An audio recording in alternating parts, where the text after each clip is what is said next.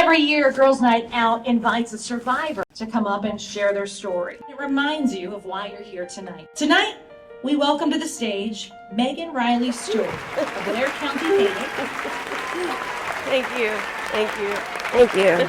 Thank you. Oh. And for people that are afraid to put me on speakerphone, it's amazing. They gave me a microphone tonight. I'll try to keep the F-bombs to a minimum. So good evening. So honored to be here. How about this breast cancer bullshit? I'm seriously tired of it.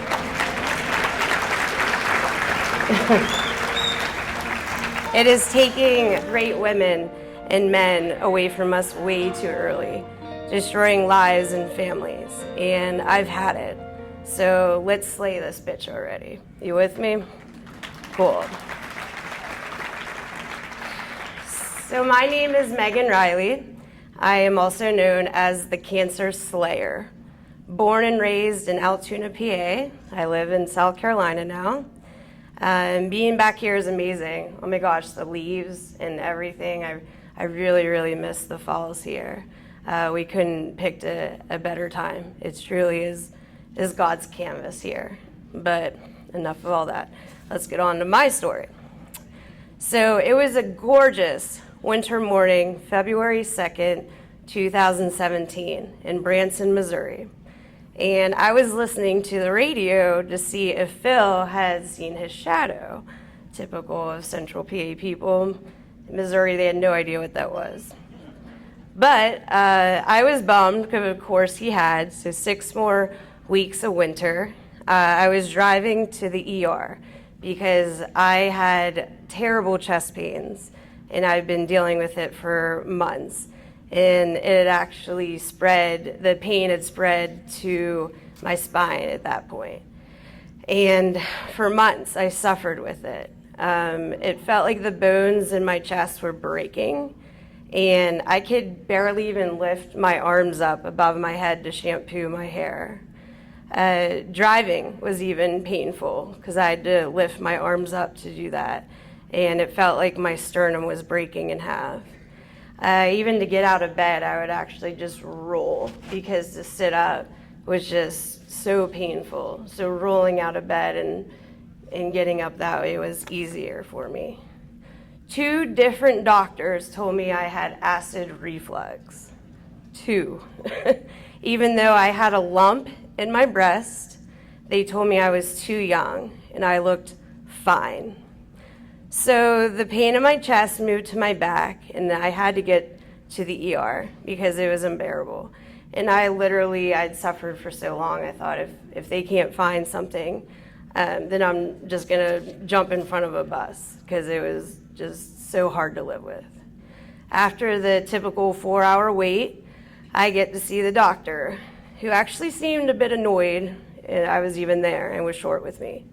And I explained that the pain that I had in my chest had moved to my back, and she thought maybe it was kidney stones, so she ordered a CT scan. So after the scan, they're wheeling me back to the ER room, and I'm waiting for my results. My feet are dangling off the bed like a toddler that's on a couch that's too big for them. And I'm praying they find an answer to all the pain. And suddenly the doctor, who seemed annoyed in the beginning, comes flying in with a concerned look on her face. She said, "Your CT scan came back abnormal." And I'm thinking, oh, that's great. They have an answer. She said, "You have stage 4 cancer.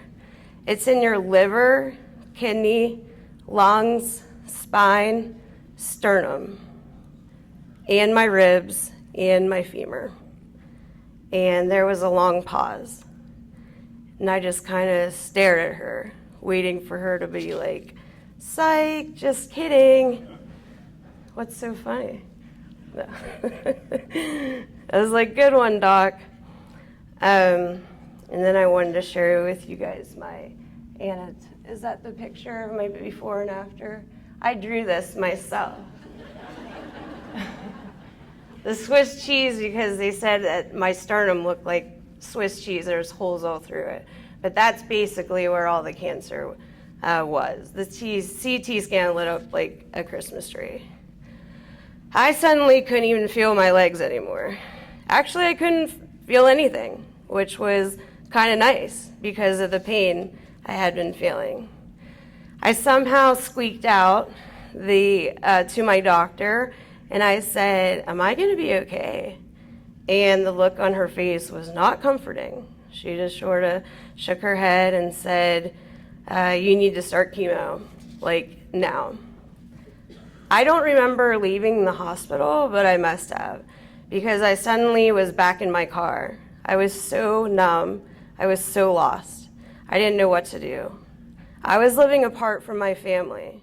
I was in the middle of the country for work, and they were actually in South Carolina. So I was all alone, and I had to call my husband, and I kept thinking, like, what do I even say to him? So I muster up the courage to call him, and he answers in his normal chipper voice, and it was really hard to say out loud because I knew the second I said it, it would become very real. And I just said, "Hey, love, I got bad news. I have stage 4 cancer, and it's everywhere." And my husband's name is Bobby. He's been my rock. He's my everything. And he went straight into action. And he just said, "It's okay, baby. We'll get through this. Let me make some phone calls," because he had a sister that actually had breast cancer too. "And we'll figure this out." So Bobby hangs up, and I think, all right, now I got to call my dad.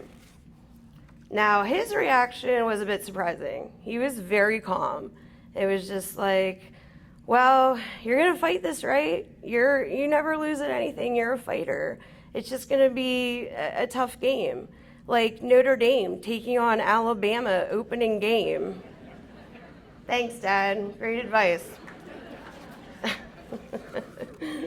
So I head to Walmart because they gave me a script for 800 milligrams of Tylenol, like that would do anything. And I'm standing in line, and I get a text from a coworker. And I'd been complaining at work about the pain I've been in, and I had to take the day off to actually go to the doctor. And she has a funny sense of humor like me, and her text read, "So how long do you have to live?" And that's when the numbness wore off and tears started flowing. Right in the middle of Walmart, shit got really real for me. Now, from there, it was a whirlwind. I decided to seek treatment at Cancer Treatment Centers of America because it's known to be the best. Plus, my husband's family is all out there, so we had a lot of help. I moved from Missouri back to Charleston with my family and flew to Phoenix for 2 weeks for our initial test. We did a breast cancer biopsy, liver biopsy. Now, that liver biopsy I was a little worried about because I hadn't been exactly kind to my liver through these years. I was like, they're going to find like a beer bottle cap or something there. But unfortunately, the news just kept getting worse. I was officially diagnosed with metaplastic breast cancer. Less than a fraction of percentage of people are actually diagnosed with this cancer. Not only is it very rare, it's very aggressive, and it's known to be chemo-resistant. And less than 5% of women live 5 years with my type of cancer. I was terminal. They gave me months to live at best. And I went into straight up fight mode. I told the doctors, I don't care what the stats say. I am not anyone else. I don't lose at anything I do. And I will beat this. There was no other option in my head. But I was scared. If I didn't have a lot of time left, then I wanted to do the best that I possibly could with it. And so we did a lot of traveling. That was my 5% chance.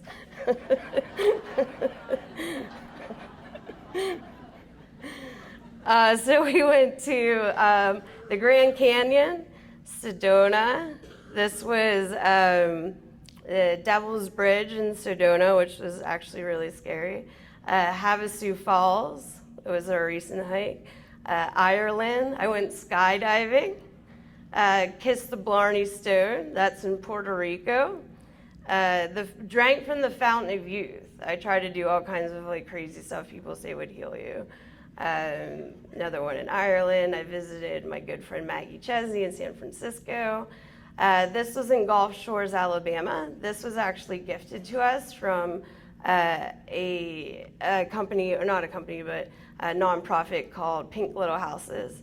I got to spend a week with 20 other cancer survivors, which is really cool. Notre Dame, I actually emailed them, and they gave us box seats to a Notre Dame Virginia Tech game, and I got to hang out with Brian Kelly's wife. He's the head coach of Notre Dame, but his wife is a 2-time breast cancer survivor, and so I hung out with her and her daughter and her mother during the game, and we shared our stories, which was amazing. And it was so cold that day. I remember texting my dad because he was at that game too, and I was like, how is it in the peasant seats?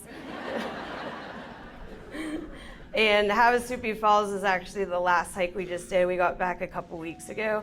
It was a 10-mile hike into the desert, and you had to take everything that you needed for 3 nights into the desert.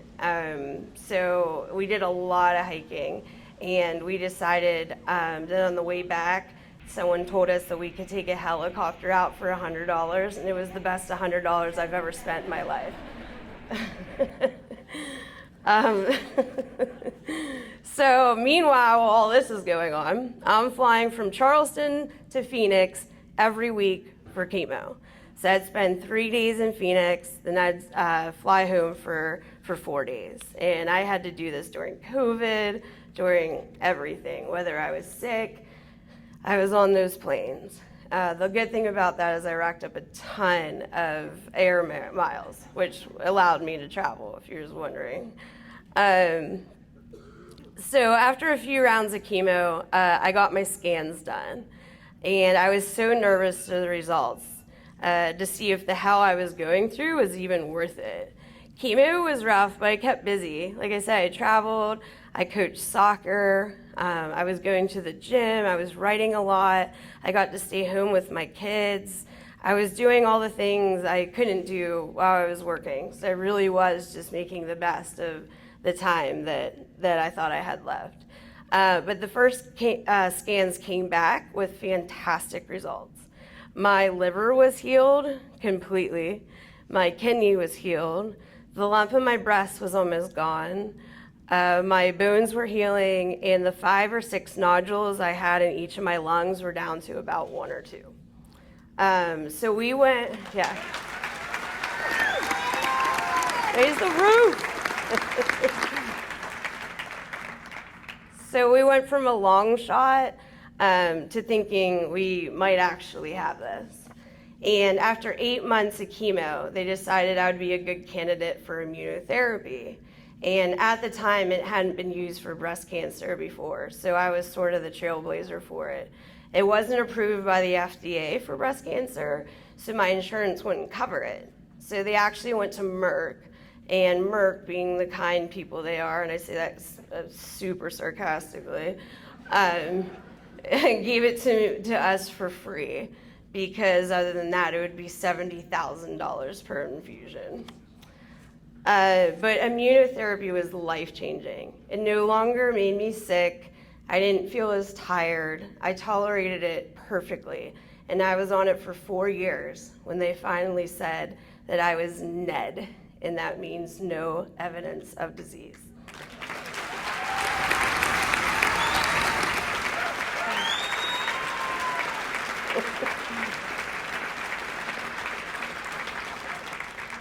Yeah, so now I'm on no treatment at all. So we did the impossible.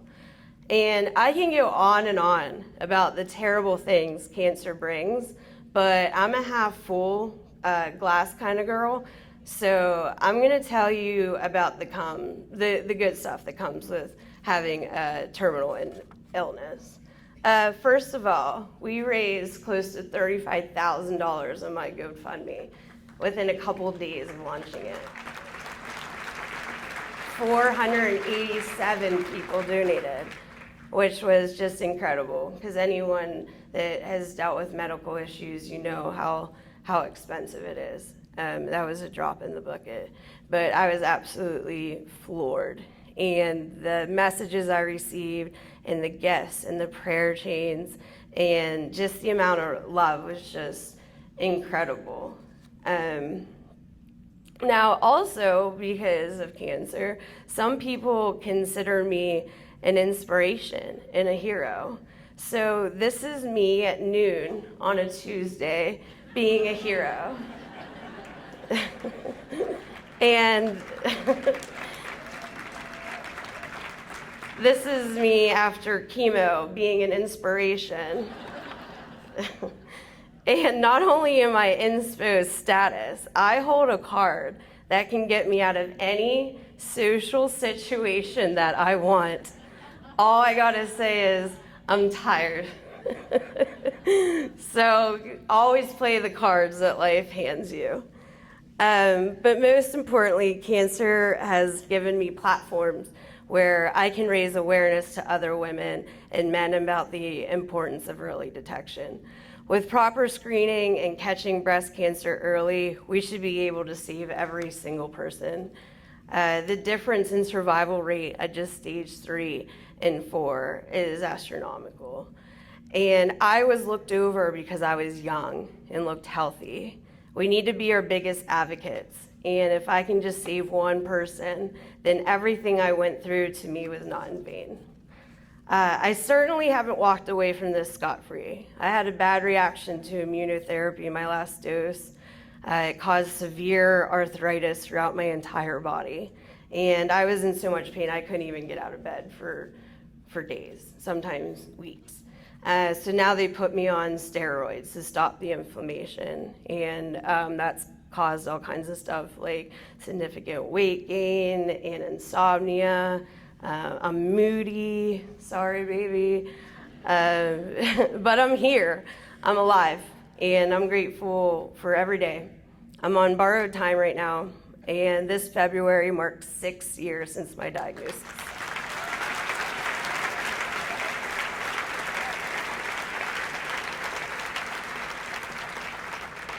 And I'll be celebrating my 40th birthday in a few weeks, and yeah.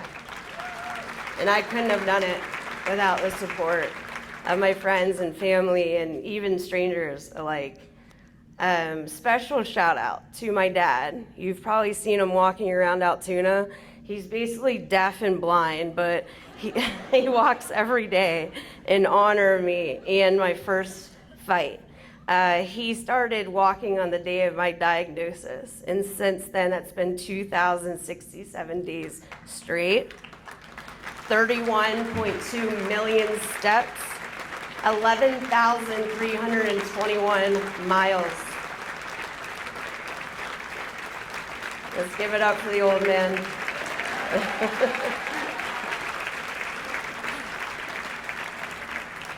And shout out to my kids, Madison and Max, and my husband, because they're truly my inspiration.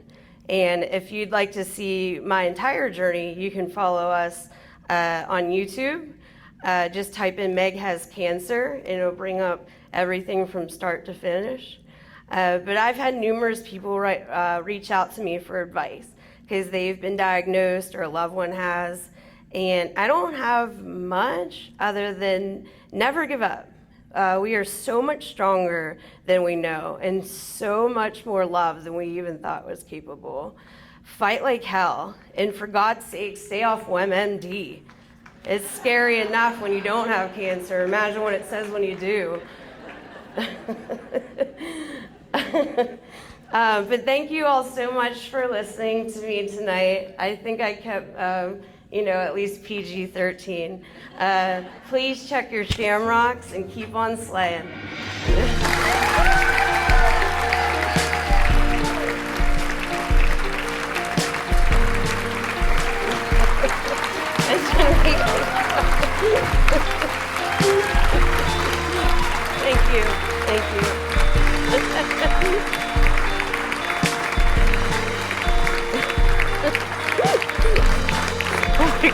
you right now.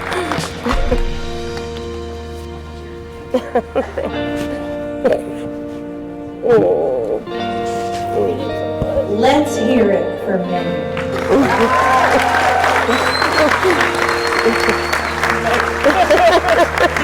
You know, heart.